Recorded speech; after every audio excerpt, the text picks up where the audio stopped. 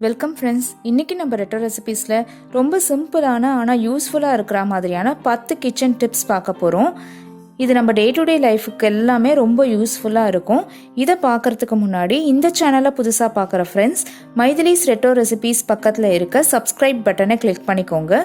கூடவே வர bell சிம்பலையும் click பண்ணுங்கள். அதில் ஆல்ன்ற ஆப்ஷனையும் செலக்ட் பண்ணிக்கோங்க. அப்போ எல்லா நியூ வீடியோஸும் உடனுக்குடனே உங்கள் நோட்டிஃபிகேஷனுக்கு வந்து சேரும். டிப் நம்பர் 1, காஃபி ஃபில்டரில் நீங்கள் டிகாக்ஷன் போடும்போது சரியாக இறங்கலை அப்படின்னா அவசரத்துக்கு நம்ம ஊசியெல்லாம் வச்சு குத்திட்டு இருக்க முடியாது. இந்த மாதிரி கேஸ் ஸ்டவ்வில் ஒரு ஃபியூ செகண்ட்ஸ் காமிச்சிட்டு தட்டிங்கன்னா அதில் இருக்க காஃபி பொடியோட துகள்களோ இல்லைனா தண்ணியோட உப்பு கரையோ எல்லாமே கீழே விழுந்துடும். உடனே நீங்கள் அதில் காஃபி பவுடரை போட்டு டிகாக்ஷனை இறக்கிக்கலாம். வேகமாக இறங்கிடும். இது ரொம்ப ஈஸியான மெத்தடு. பின்னை வச்சு குத்துறதுக்கு பதிலாக இது ரொம்ப ஈஸி. டிப் நம்பர் 2, இது கண்டிப்பாக எல்லாருக்குமே யூஸ்ஃபுல்லாக இருக்கும். பெருங்காய டப்பாவில் இந்த மாதிரி ஓட்டையை போட்டு தான் நம்ம எல்லாமே யூஸ் பண்ணுவோம். ப்ரெஸ் பண்ணி எவ்வளோ அது விழுது அப்படின்றது தெரியாமலே நம்மளும் பெருங்காயத்தை போட்டுருவோம். கொஞ்சம் நாள் ஆகும்போது ஓரத்துலலாம் அதை ஒட்டிட்டு வரவே வராது. தட்டி தட்டி குலுக்கி குலுக்கி போட்டுட்ருப்பீங்க. அதுக்கு பதிலாக ஒரு நைஃப் வச்சு அந்த மேலே இருக்க க்ளோஷரை ரிமூவ் பண்ணிட்டீங்கன்னா இந்த டப்பாவை இப்படி மூடி போட்டு நம்ம யூஸ் பண்ணிக்கலாம். இது ரொம்ப ஈஸி. உள்ள ஒரு சின்ன ஸ்பூன் போட்டு வச்சுட்டிங்கன்னா மெஷர் பண்ணி நீங்கள் பெருங்காயம் போட்டுக்கலாம். ஏற்கனவே ஓப்பன் பண்ணி வச்சுருக்கவங்களும் இந்த மாதிரி இந்த டப்பாவை யூஸ் பண்ணிக்கலாம். அதனால தான் நான் இதில் ஓட்டை போட்டே காமிக்கிறேன். ஈஸியாக திறந்து மூடிடலாம் பாருங்கள். நீங்கள் ஓட்டை போட்டிங்கன்னா இப்படி வச்சுக்கோங்க. அடுத்த tip number 3, stainless steel snacks பாக்ஸோ இல்லை லஞ்ச் பாக்ஸோ எது நீங்கள் வாங்குறதா இருந்தாலும் மேலே செக் பண்ணுங்கள். இது இந்த பிளாஸ்டிக் மூடி இருந்ததுன்னா கண்டிப்பாக இந்த வாஷர் கொடுத்துருப்பாங்க, இந்த ரப்பர். இதை நம்ம ஒரு வாட்டி வாஷ் பண்ணும் போதும் இதை ரிமூவ் பண்ணிவிட்டு உள்ளேயும் வாஷ் பண்ணணும். நமக்கு தெரியாமலே இந்த மாதிரி சைட்ஸ்லலாம் இந்த அழுக்கு ஒட்டிகிட்டு இருக்கும். அதனால் எப்பயுமே இந்த மாதிரி பாக்ஸஸ் வாங்கினீங்கன்னா இதை கழட்டிட்டு வாஷ் பண்ணுங்கள்.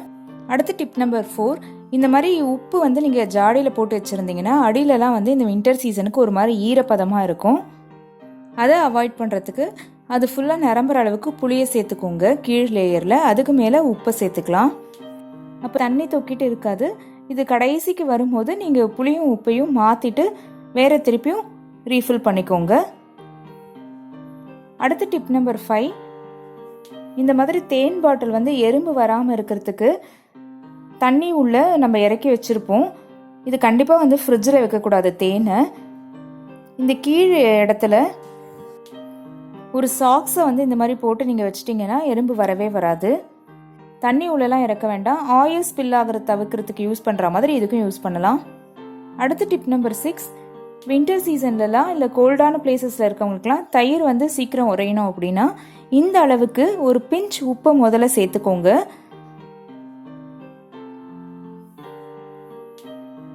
தயிராக எடுத்து நீங்கள் உறவிடாமல் மோராக்கி அதில் 1.5 ஸ்பூன் விட்டுக்கோங்க முதல்ல.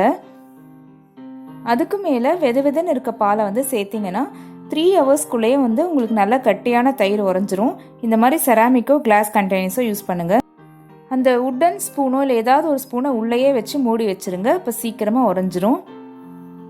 அடுத்த டிப் நம்பர் 7, கோதுமை மாவு தோசையோ இல்லை கேவரு மாவு தோசையோ வார்க்கும் போது கரண்டியில் எடுத்து மாவை நீங்கள் கல்லில் சேர்க்காம இந்த மாதிரி ஒரு கப்போ இல்லை பிடி இருக்க டம்ளரோ எடுத்துக்கோங்க. மாவு நீர்க்க இருக்கிறதுனால இது ரொம்ப ஈஸியாக இருக்கும். 1 டைம் அப்படியே நீங்கள் கல்லில் சேர்த்துடலாம். இதை ட்ரை பண்ணி பாருங்கள். ஸ்பில் ஆகிறதையும் நம்ம தவிர்க்கலாம். அடுத்த டிப் நம்பர் 8, என்ன ஒரு ரெசிபி நீங்கள் குக் பண்ணுறதுக்கு முன்னாடியும் தேவையானதெல்லாம் எடுத்து பக்கத்தில் வச்சுக்கோங்க. அதை மேடையிலே வைக்காமல் தட்டுலையோ இல்லை இந்த ட்ரேலையோ வச்சிங்கன்னா ஈஸியாக ஒரு இடத்துலேருந்து இன்னொரு இடத்துக்கு மூவ் பண்ணலாம். துடைக்கிறதும் ஈஸியாக இருக்கும். இப்போ இந்த ஸ்டவ்லேருந்து அந்த ஸ்டவ்வுக்கு மாற்றணும் அப்படின்னாலும் இது அப்படியே நீங்கள் அந்த பக்கம் எடுத்துகிட்டு போயிடலாம். குயிக்காக க்ளீன் பண்ணும் போதும் இது எல்லாத்தையும் இறக்கி வச்சுட்டு மேடையை நீங்கள் க்ளீன் பண்ணிக்கலாம். இல்லைனா குக் பண்ணி முடிச்சுட்டு பார்க்கும்போது ரொம்ப அதிகமாக இருக்கும் எல்லாமே. அடுத்த டிப் நம்பர் 9, இது ரொம்ப சிம்பிளான டிப் தான். இந்த மாதிரி ஸ்நாக்ஸ் நீங்கள் பிளாஸ்டிக் கவர்ஸில் இருக்கிறத வாங்கினீங்கன்னா ஓப்பன் பண்ணும் போது எடுத்துட்டிங்கன்னா அந்த கவரை திருப்பி யூஸ் பண்ண வேண்டாம். உடனே ஒரு ஸ்டெயின்லெஸ் ஸ்டீல் கண்டெய்னர்ஸில் போட்டு வச்சுருங்க. இதே கவர்லேயே அப்படியே கிளிப்ஸ் போடுறதோ அப்படி இல்லைனா சீல் பண்ணுறதோ பண்ண வேண்டாம்.